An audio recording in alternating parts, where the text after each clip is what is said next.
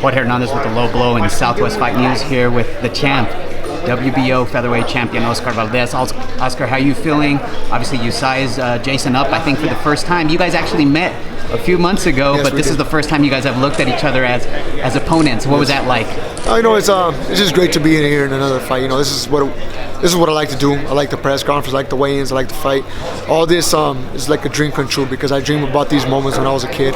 But just being in front of him, it just brings fire to our eyes. I can see fire in his eyes. Everybody can see that I want to get in there in the ring.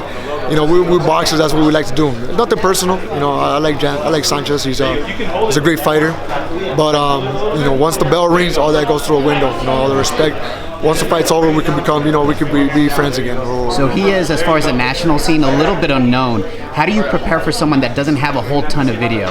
Well, those fighters that don't know that not people not know of, like Jason Sanchez, sometimes makes them more dangerous. So, I just prepare myself to any fighter. That's the good thing about having a great amateur background, the one I have. As an amateur, you have to train, have to fight for any style. And that's pretty much what we always do. We fight. We spar lefts, southpaws, orthodox. Come forward guys, boxers that try to box from the distance. We always get different styles because we never know what our opponent's going to bring to the table. Even by watching film, not always will assure you that that's the style he's going to bring. So we always have Plan A and Plan B for every fight. Correct me if I'm wrong. This is your 11th year at 126 pounds? Yes, sir. It's been a long time at 126. But I have no problem right now. I'm actually away right now. I'm good. And, sometimes, you got to listen to your body. Sometimes when I think it's time to go up, it will be time to go up. But right now, I'm still okay at 126. Yeah, and I know Christina, while the press conference was going on, mentioned the possibility of big fights. Now, Warrington and Frampton, I believe, are now with obviously in your promotion. So talk about the possibilities of some of those bigger fights. I know you're not overlooking. You said it several times about Jason. You're not overlooking him. There's big possibilities, but there's a big possibility of me too. I'm going up to 130. So right now, like I said, I got no other thing that's not Jason Sanchez. But if God wants everything, if everything goes well, I would love a fight with Frampton or Warrington.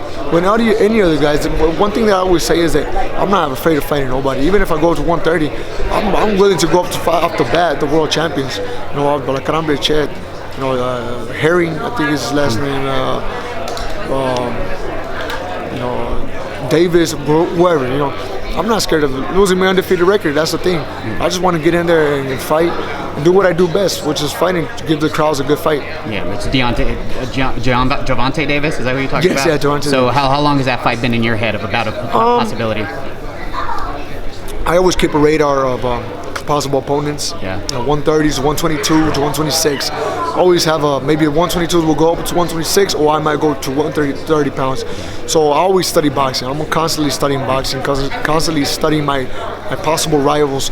So it's been for a while, ever since Gervonta Davis has been up there. I keep kind of have him in my radar, but nothing too much where I have to focus a lot on him. I just have a lot of fighters where I can't miss their fights just because I want to learn something different. Right. Is there something specifically about Gervonta that attracts you to him as a possible? He's a beast. He's a good fighter. He's the tank. It fits him perfect. He's a little tank. He goes in there, throws bombs, got good boxing skills. He's a great fighter, but. Nobody's invincible in this sport. Everybody is beatable. So that's my mentality, and I always had that.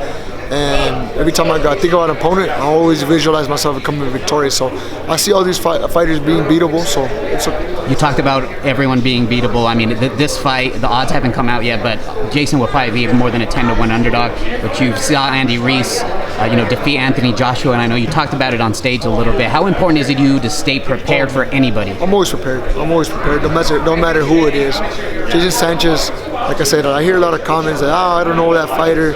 He might be a bum. He's going to be an easy fight. It's not going to be an easy fight.